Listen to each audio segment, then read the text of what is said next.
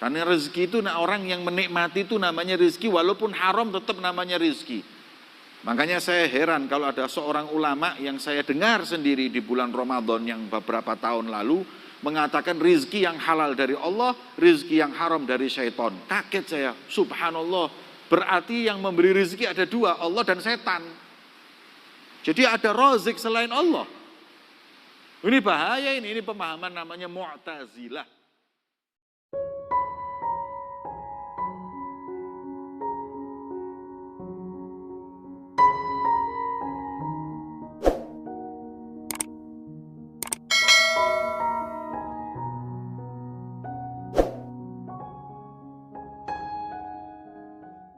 Wa kana al-Hasan al-Basri rahimahullahu ta'ala yaqul min sya'ni qasirul amal an yadun fi kulli syai'in akalahu annahu la yakhruj min batnihi illa ala yadil ghasil ba'da mautih. Orang hadirin, Masya Allah, yang disebut orang angan-angannya enggak panjang itu ialah orang yang kalau apabila makan sesuatu menyangka bahwa sesuatu yang dia makan di perut ini enggak keluar lewat BAB di kamar mandi, bisa jadi keluar di tangan pemandi jenazahnya. Dan memang kalau orang mandiin jenazah itu diantaranya sebelum dikafani, sebelum dimandiin, dikeluarin kotoran di perutnya itu. Dia agak berdiri, dia agak dudukkan, terus perutnya ditekan sampai keluar kotorannya. Sudah bersih, baru dibersihin semua, kemudian baru dimandiin. Nah, kata Hasan al-Basri, yang disebut qasirul amal itu bukan orang yang makan terus mikir, setelah ini saya BAB di kamar mandi. Itu orang panjang angan-angannya. Mestinya mikir, ini aku makan, keluarnya di tangan pemandi jenazahku. Itu baru orang yang disebut qasirul amal, orang yang pendek angan-angannya. Masya Allah. Wa anna man jama'ahu la yantafi bihi illa ghairuh. Yang disebut orang qasirul amal adalah apa yang dia kumpulkan, apa yang dia dapati daripada rizki, dia menyangka bahwa belum tentu dia yang akan menikmati rizki ini, bisa jadi tangan orang lain yang menikmati. Karena yang namanya rizki itu kan yang manfaat buat kita. Ar-rizku ma nafa' walau muharrama. Rizki itu apa yang kita nikmati. Uang sampean di bank, kira duitmu di bank 10 juta. Belum rizkimu itu. Lu sudah di tangan saya, di rekening saya belum. Kalau sudah Anda belikan nasi, sampean makan itu rizkimu. Sampean belikan baju, rizkimu. Sepeda motor, rizkimu. Kalau masih belum kita nikmati, kita manfaatkan, bukan namanya rizki. Anda sekarang punya uang 20.000, tuku sego goreng. Kemudian ketika sego goreng jadi, sampean ke kamar mandi, dipangan koncomu, rezeki ini koncomu. Anda bilang rezeki Anda, enggak. Anda sudah pakai uang Anda, kemudian dibeli, nggak dimakan, bukan rezekinya.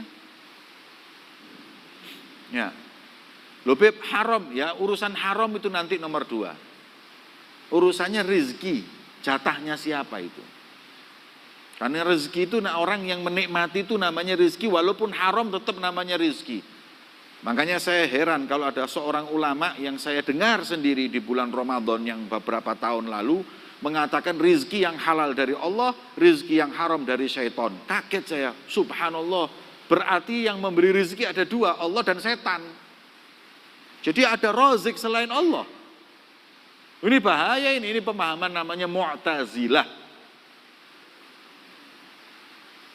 Kalau memahami semua rizki dari Allah, akan tetapi yang haram ini bisikannya setan atau ini semua enggak masalah. Tapi kalau mengatakan rizki yang haram bukan dari Allah, pemahaman bahaya. Berarti dia meyakini ada razik sang pemberi rizki selain Allah, itu di luar ahlus sunnah wal jamaah. Ya, kita elak bener. Rizki itu yang halal dari Allah.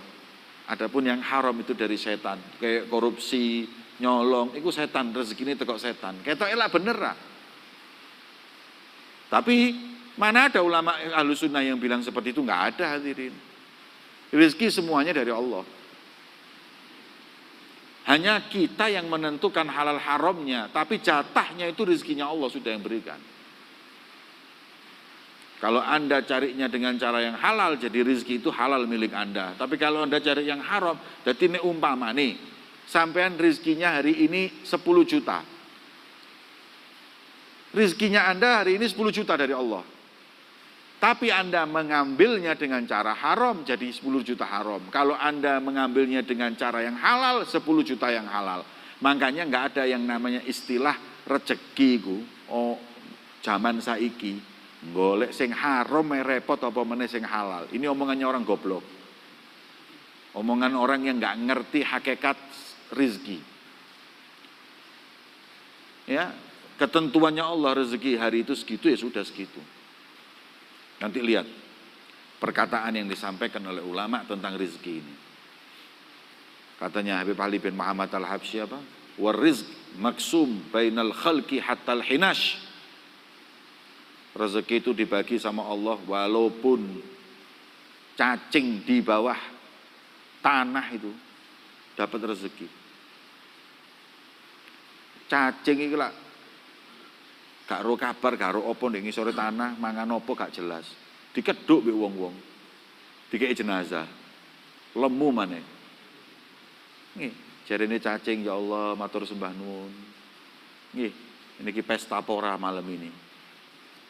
Dikeduk cuman kita ngasih makan buat cacing yang di bawah tanah itu. Itu rezekinya. Lah wong cacing yang di dalam tanah dikeduk dikasih kok. Apalagi kita yang di luar, masa enggak ada rezeki?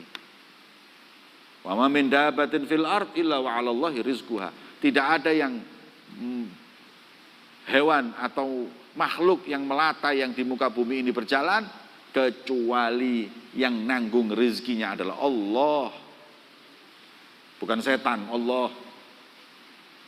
Ya. Kemudian wa mata dhanna khilafa dzalik fa huwa tawilul amal. Barang siapa yang menyangka bahwa apa yang dia makan keluar di kamar mandi, barang siapa yang menyangka apa yang dia kumpulkan dia nikmati, panjang angan-angannya. Pendek angan-angan, menyangka bahwa apa yang di perutnya dikeluarkan pemandi jenazah, apa yang dia raih bisa jadi orang lain yang menikmatinya bukan dirinya. Ya. Maka itu diajarkan kita untuk terus ikhtiar, tapi ingat bahwa yang namanya kematian bisa terjadi kapanpun, bagaimana kita mempersiapkan diri kita menghadapinya. Wa kana Abu Utsman An-Nahdi rahimahullah ta'ala yaqul inna umril an mi'a wa thalathun sanah. Umurku sekarang 130 tahun. Masya Allah hadirin, umur 130 hadirin. Umur 130 tahun itu nggak tahu kayak apa itu. Kulitnya mungkin sudah molor semua, iya. Fama min syai'in illa wa qad taghayyar. Maka apa yang aku miliki semua sudah berubah. Mata saya berubah, gigi saya habis berubah, mulut saya berubah, kulit saya berubah, semua berubah. Yang tidak berubah cuma satu dari saya, apa? Angan-angan. Tetap mulai zaman umur saya 20 tahun sampai 130 tahun saya menyangka belum tentu besok saya hidup. Tapi tetap dikasih umur 130 tahun. Walaupun dia menyangka besok meninggal. Makanya wong sing iling-iling mati terus iku baik, jangan ditakut-takuti. Tasik eling kula zaman masih kecil dulu lek ngomong mati langsung ngalup. Kalau ngomong mati-mati. Ono malaikat lewat. Disamber ke malaikat kon. Ya. Kita dulu ditakut-takuti ngomong mati enggak boleh. Ya. Padahal ini orang tiap hari mikir besok mati, umurnya 130 tahun enggak mati-mati. Sing nyongko gak mati, Masya Allah, durung genep selawe wis ketam. Ya. Maka itu hadirin, ya, man dhanna khilafa dzalik fa huwa tawil amal. Aku umurku 130. Fa inni ajiduhu kama huwa fala haula wala quwata illa billah. Aku dapati bahwa angan-anganku 130 tahun umur sama 20 tahun dulu persis. Nggak berubah, ya segini nih. Cara berpikirku, beginilah cara aku memandang kematian.